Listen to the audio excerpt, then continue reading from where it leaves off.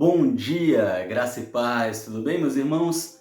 Páginas da Bíblia, chegamos ao nosso 9º dia de leitura e você está assistindo o comentário, capítulo por capítulo.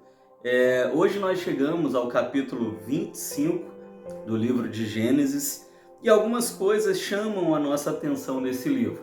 Primeiramente, lá no versículo de número 7, nós vemos a morte de Abraão. E chama minha atenção aonde diz assim: morreu feliz depois de viver muito. Abraão morreu feliz, morreu em paz. E isso é resultado de uma vida de obediência, de fé e fidelidade a Deus.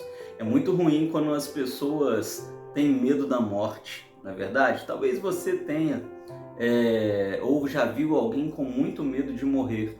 Abraão estava extremamente tranquilo quanto à morte e morre feliz, porque ele sabia a vida que ele levou, uma vida de obediência, uma vida de fidelidade, e ele sabia para onde ele estava indo, para os braços do seu Senhor.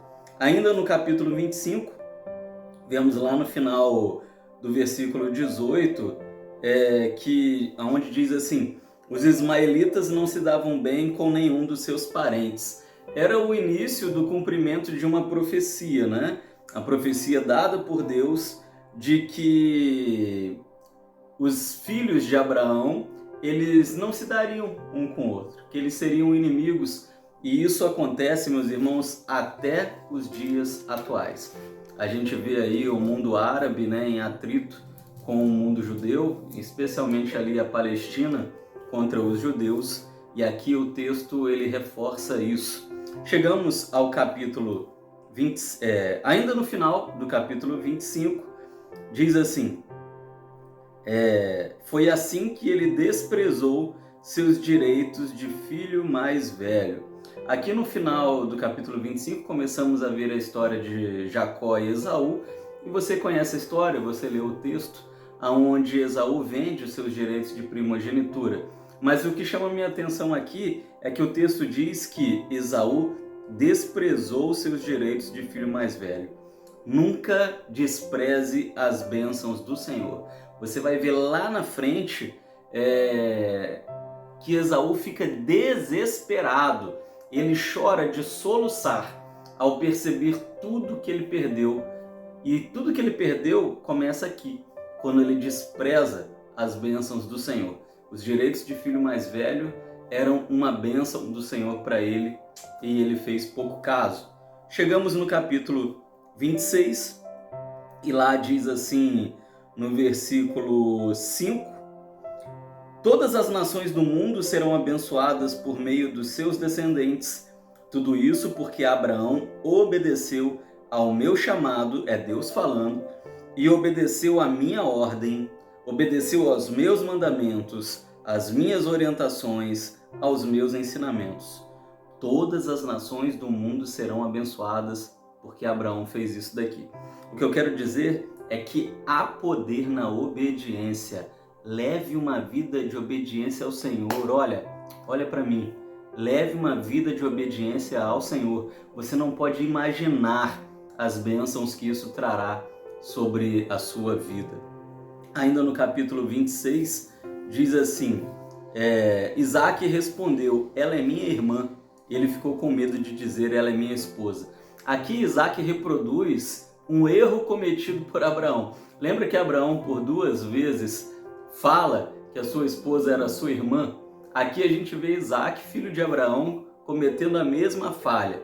E o que eu quero dizer para você aqui, que eu tiro de lição, é que às vezes os filhos repetem os erros dos pais. Cuidado com os seus erros. Se você tem filho, principalmente filho pequeno, né? Cuidado com o exemplo, né? Porque os seus filhos tendem a reproduzir os seus erros. Isaac, vivendo ali entre os filisteus, ele vai dizer que a sua esposa, né? Que Rebeca é sua irmã. E nós sabemos que Deus não se agrada dessa mentira. Nós vemos aí no texto também, aonde chegamos àquela parte onde Isaac tem os seus poços, né? São poços cavados por Abraão, e os filisteus começam a ficar com inveja da prosperidade de Isaac e eles aterram os poços de Isaac, cavados pelo seu pai Abraão. E a cada poço que eles soterravam, Isaac achava água em outro lugar.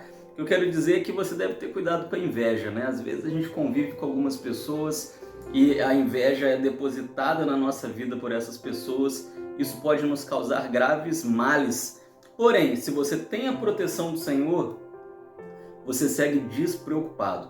Isaac tinha a proteção do Senhor. Cada mal que os filisteus faziam a ele, Deus dava uma bênção ainda maior. Ainda no versículo de número 26 diz que Isaac chegou num determinado lugar, Deus falou com ele. Então no versículo 25 do capítulo 26, Isaac construiu ali um altar e orou invocando o nome do Eterno. Sabe o que eu aprendo aqui? Se lá no versículo de número 7, Isaac reproduz um erro do seu pai, ele repete um erro de Abraão, aqui no versículo 25 do capítulo 26, Isaac reproduz uma virtude. Então os filhos estão sempre de olho nos pais. Para o bem e para o mal, seus filhos reproduzirão aquilo que você faz. Abraão tinha o costume de que sempre que Deus falava com ele, ele edificava um altar naquele lugar. Isaac faz a mesma coisa. Inclusive eu falei isso com você ontem, não é? Edifique altares nos lugares em que Deus falar com você. Transforme sua casa num altar do Senhor.